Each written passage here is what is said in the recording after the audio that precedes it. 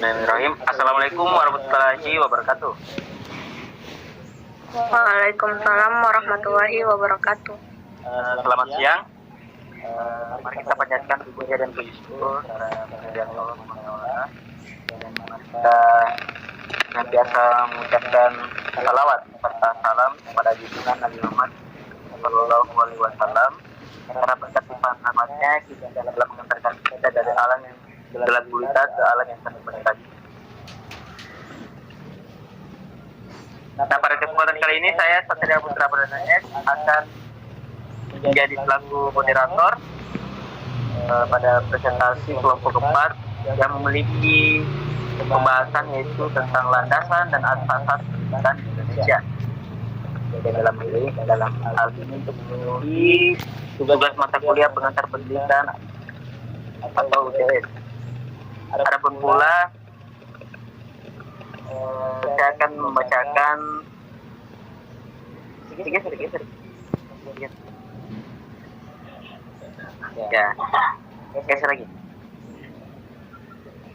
Oke, jadi kelompok keempat kami ini yang dari kelas yang kedua ribut.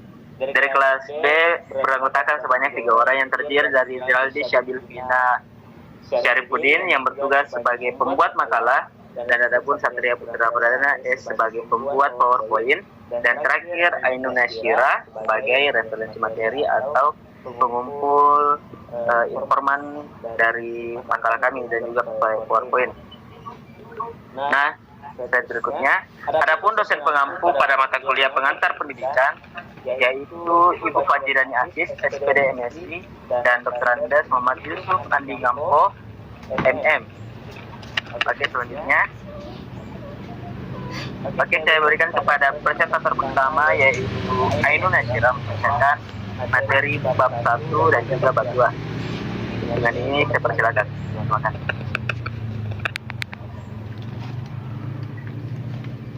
Baik, terima kasih kepada moderator. Pertama pendahuluan, yaitu pada bab ini akan membahas tentang kemajuan ilmu serta teknologi, terutama teknologi berita menyebabkan arus komunikasi menjadi cepat seolah tanpa batas. Hal ini berdampak eksklusif pada bidang norma kehidupan serta ekonomi, seperti tersingkirnya energi kerja yang kurang berpendidikan dan kurang terampil, terkikisnya budaya lokal sebab cepatnya arus gosip serta budaya dunia, efek menurunnya tata cara adat masyarakat kita yang bersifat pluralistik sebagai akibatnya rawan terhadap timbulnya gejolak sosial serta disintegrasi bangsa. Adapun yang akan dibahas pada tentang asas pendidikan Indonesia, mahasiswa dapat memahami pertama, mampu menjelaskan definisi landasan pendidikan. Kedua, mampu menjelaskan macam-macam landasan pendidikan. Ketiga, mahasiswa mampu menjelaskan asas-asas pokok pendidikan. Dan yang terakhir, mahasiswa mampu menjelaskan bagaimana penerapan landasan dan asas-asas pendidikan di Indonesia. Bab kedua itu pembahasan. Pembahasan pertama itu definisi landasan pendidikan. Secara leksikal, landasan berarti tumpuan, dasar atau alas. Sebab itu, landasan artinya tempat bertumpu atau titik tolak atau dasar pijakan. Titik tolak atau dasar pijakan ini dapat bersifat material atau model landasan pesawat terbang. Bisa pula bersifat konseptual atau contohnya landasan pendidikan.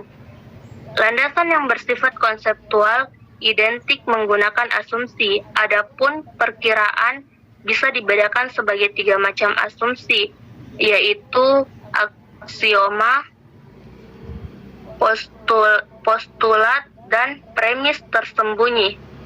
Pendidikan diantaranya dapat dipahami berasal 2 sudut pandang. Pertama, berasal dari sudut praktek, sebagai akibatnya kita mengenal kata praktek pendidikan.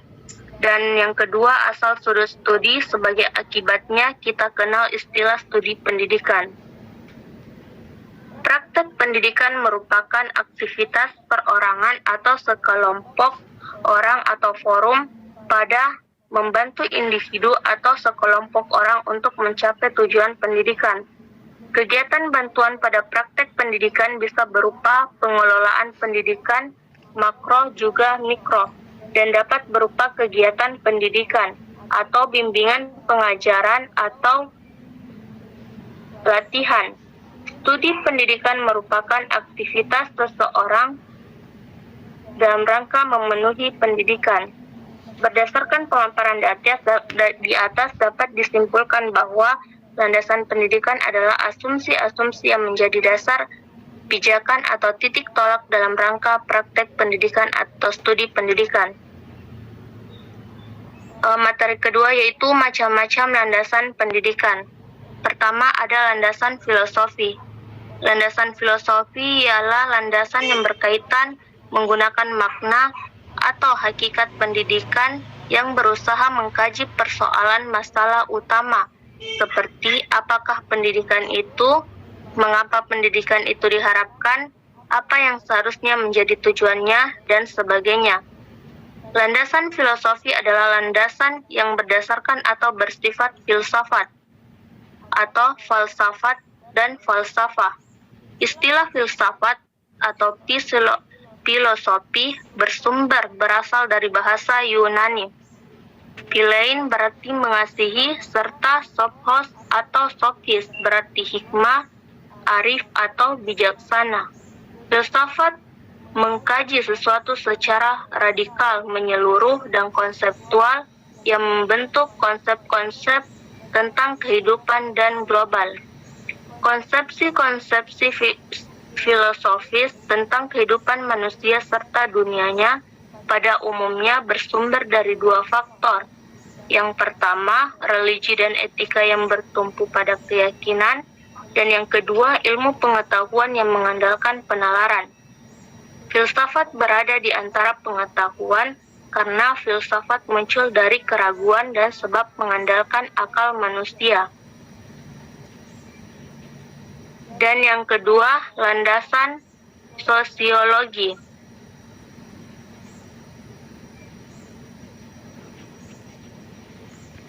Sebuah pengertian landasan sosiologi dasar, sosiologi Ikhwan, perkembangan, kebutuhan, serta karakteristik masyarakat. Sosiologi pendidikan adalah analisis ilmiah, Ikhwan proses sosial dan pola-pola interaksi sosial terhadap sistem pendidikan.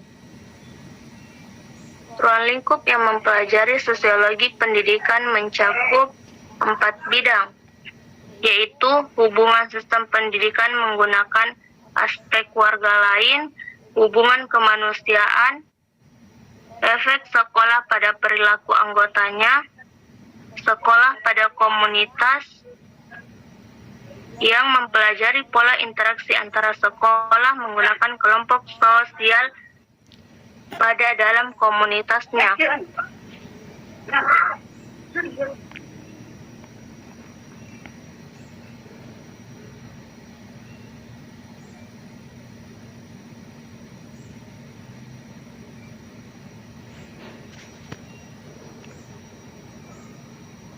Ketiga, landasan kultural. Kebudayaan dan pendidikan memiliki korelasi timbal balik, sebab kebudayaan dapat dilestarikan atau dikembangkan menggunakan jalur mewariskan kebudayaan asal generasi ke generasi penerus dengan jalan pendidikan, baik secara formal juga informal. Anggota masyarakat berusaha melakukan perubahan-perubahan yang sinkron dengan perkembangan zaman, sehingga terbentuklah pola tingkah laku, nilai-nilai, dan adat istiadat norma baru sesuai menggunakan tuntutan rakyat. Perjuangan-perjuangan menuju pola-pola ini disebut transformasi kebudayaan. Lembaga sosial yang lazim dipergunakan sebagai alat transmisi dan transformasi kebudayaan ialah lembaga pendidikan, utamanya sekolah dan keluarga.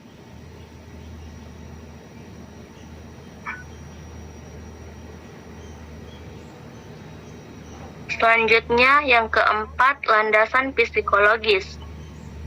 Dasar psikologis berkaitan dengan prinsip-prinsip belajar serta perkembangan anak, pemahaman terhadap siswa, utamanya yang berkaitan dengan aspek kejiwaan. Artinya, salah satu kunci keberhasilan pendidikan.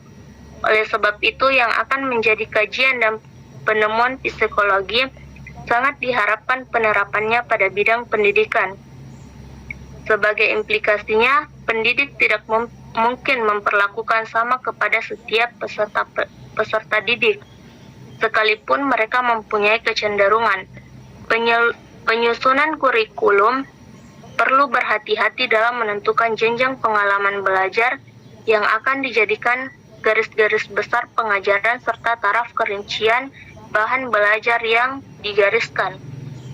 Perkembangan peserta didik sebagai landasan psikologis. Perkembangan insan berlangsung semenjak konsepsi atau pertemuan ovum serta sperma hingga saat kematian menjadi perubahan maju atau progresif ataupun kadang-kadang kemunduran atau regresif. Galat, satu aspek asal pengembangan manusia seutuhnya ialah yang berkaitan menggunakan perkembangan kepribadian utamanya supaya bisa mewujudkan kepribadian yang mantap serta berdikari.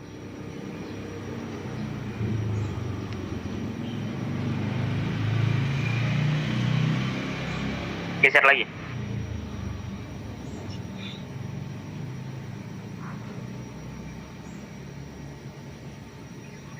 Yang kelima, landasan ilmiah serta teknologis. Seperti yang kita ketahui, iptek menjadi bagian utama dalam isi pengajaran. Menggunakan kata lain, pendidikan sangat berperan krusial dalam pewarisan dan pengembangan iptek. Pengertian wacana ilmu pengetahuan dan teknologi atau biasa disebut dengan iptek, terdapat beberapa kata yang perlu dikaji agar kentara makna serta kedudukan masing-masing, yakni pengetahuan, ilmu pengetahuan teknologi, pengetahuan atau konol, artinya segala sesuatu yang diperoleh melalui banyak sekali cara penginderaan terhadap liputan, penalaran, bisikan hati, serta wahyu. Perkembangan iptek menjadi landasan ilmiah. Iptek merupakan galat satu yang akan terjadi asal usaha insan buat mencapai kehidupan yang lebih baik, yang telah dimulai di permulaan kehidupan manusia. Bukti historis menunjukkan bahwa usaha mula bidang keilmuan yang tercatat merupakan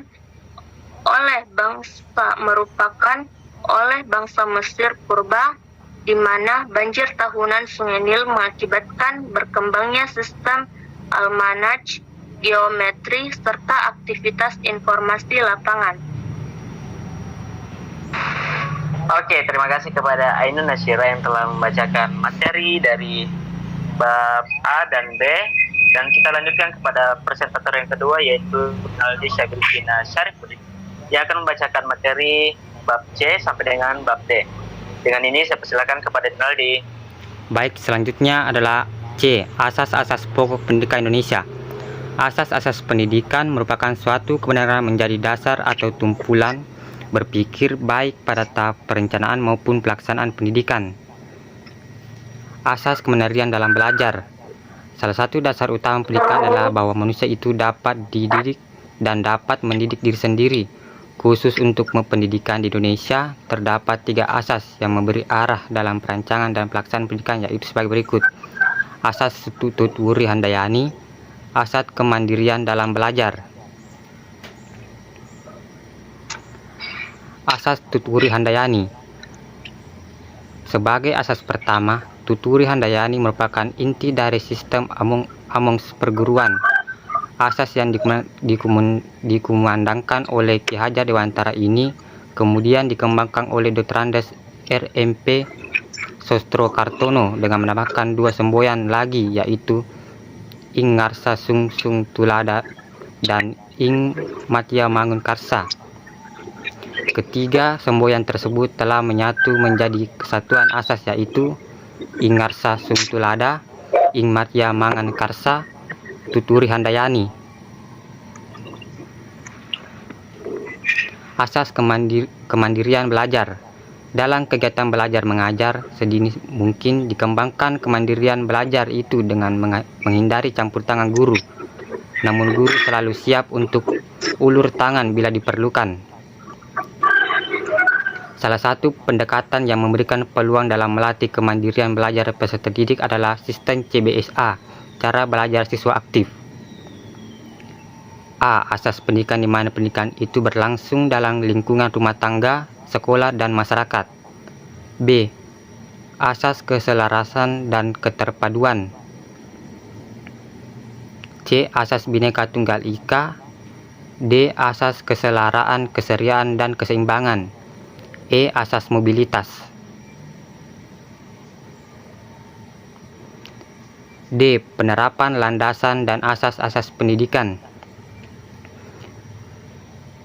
Dalam mewujudkan proses pendidikan yang sesuai dengan tujuan pendidikan nasional, pengaplikasian atau tindakan nyata dari pemerintah yang mengacu pada landasan dan asas pendidikan sangat memberi pengaruh terhadap perkembangan pendidikan. Yang pertama, usaha pemerintah memperluas kesempatan belajar telah mengalami peningkatan. Yang kedua, usaha pemerintah dalam pengadaan dan pembinaan guru dan tenaga kependidikan pada semua jalur, jenis, dan jenjang agar mereka dapat melaksanakan tugasnya secara proporsional. 3.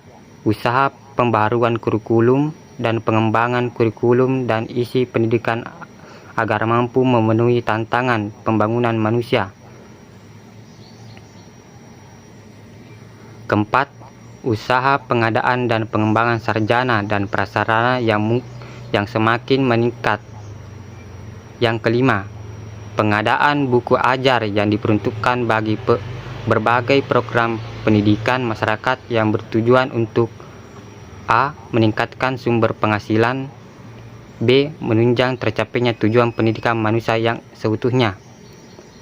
Yang keenam, usaha pengadaan berbagai software pembinaan generasi muda, kepemimpinan dan keterampilan, kesegeraan jasmani dan daya kreasi, sikap patriotisme dan idealisme.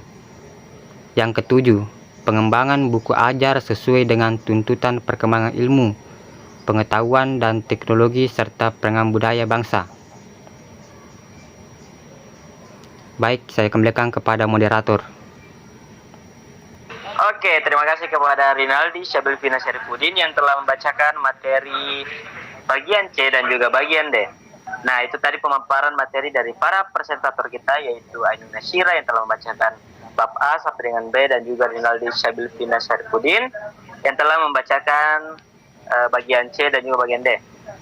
Nah, saya akan membacakan penutup sekaligus kesimpulan dari materi bab presentasi hari ini, yaitu pendidikan merupakan proses pengembangan eksklusif manusia, yakni perilaku dan pengetahuan. Dalam proses aplikasi pendidikan memerlukan sesuatu acuan dan pijakannya menjadi panduan. Pada hal ini, landasan dan asas-asas pendidikan. Landasan pendidikan merupakan suatu dasar yang menjadi pijakan pada pelaksanaan pendidikan. Menjadi suatu sistem, landasan pendidikan yaitu landasan filosofis, landasan psikologis, landasan sosiologis, landasan kultural, dan terakhir landasan ilmiah, dan juga landasan teknologis. Asas pendidikan merupakan suatu kebenaran yang menjadi dasar atau tumpuan berpikir baik pada tahap perancangan maupun tahap pengaplikasian pendidikan. Asas-asas pendidikan antara lain yaitu asas Tuturi Handayani dan juga asas pendidikan Sumur Hayati, asas kemandirian, asas keselarasan dan keterpaduan menggunakan ketahanan nasional dan wawasan Nusantara. Asas berbeda-beda Tunggal Ika, asas keselarasan dan juga asas keserasian dan equilibrium, serta asas gerak, efisiensi, serta elektivitas.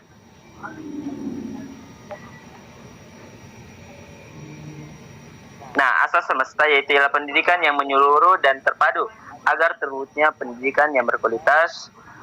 Pengaplikasian landasan dan asas-asas pendidikan harus dilaksanakan sesuai dengan aturan yang berlandaskan pada Pancasila dan Undang-Undang Dasar 1945. Oke, slide berikutnya. Nah, itulah tadi hasil presentasi dari kelompok pengantar pendidikan kelas B. Apabila kami memiliki kekurangan dalam pembacaan atau pemaparan materi, kami mohon maaf, dan apabila kami ada salah kata, karena manusia adalah makhluk yang tidak luput dari kesalahan.